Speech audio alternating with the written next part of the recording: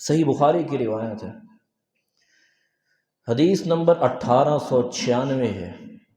آپ صلی اللہ علیہ وآلہ وسلم نے فرمایا قیامت کا دن ہوگا، آواز آئی ان فی الجنت بابا یقال له الریان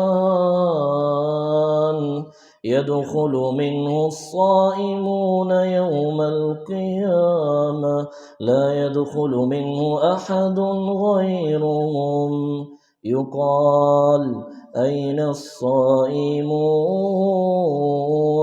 فيقومون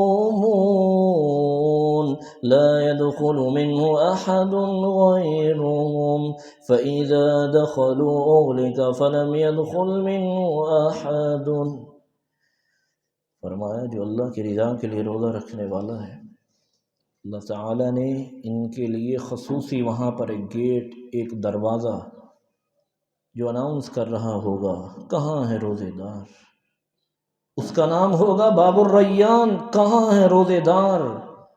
فرمایا وہ دروازہ روزے داروں کے لیے کھول دیا جائے گا، وہ دروازہ پکار کر کہے گا این الصائمون، کہاں ہے روزے دار؟